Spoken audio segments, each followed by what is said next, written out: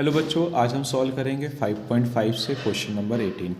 If U we and W are the function of X then show that. अब हमको इसको differentiation को prove करना है। किसके थ्रू करना है? By two method. First is repeated application of product rule and second way by logarithm. तो देखिए बच्चों, first way repeated application of product rule का मतलब क्या है? मान लो हमने इसे z मान लिया, ठीक है, तो ये v है और ये w है।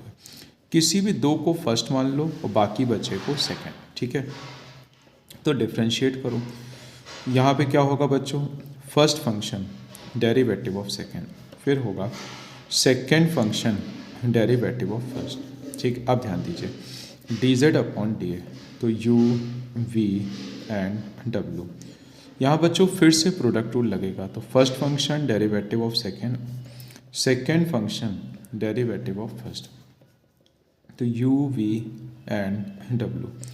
डब्ल्यू से अंदर मल्टीप्लाई करो और ऑर्डर पे लिखो, यू पहले वी बाद में फिर डब्ल्यू।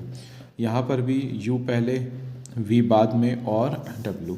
तो ये हो गया D z upon d X, ठीक है। अब हमने z की वैल्यू को रखा। z की वैल्यू क्या है? यू वी एंड डब्ल्यू, तो यू वी एंड डब्ल्यू, फिर होगा v एंड डब्ल्यू, फिर होगा D U into V into W. अब चाहो तो ऑर्डर पे लिख लो, जैसा बुक ने लिखा है। बुक ने पहले u लिखा है तो u लिख लो, तो डी यू डी एक्स। फिर बुक वालों ने बच्चों v लिखा है, v लिख लो। फिर आप लिखोगे w वाला। तो ये हो गया फर्स्ट पार्ट से आंसर। तो हमें इसे सेकेंड मेथड से करना है। सेकेंड बाय लॉगरिथमिक डिफरेंशिएशन लिखा है, तो दोनों साइड ऑपरेट हम लोग क्या करेंगे? लॉग, ठीक है, u v एंड w। तो यहाँ पे हो जाएगा log z।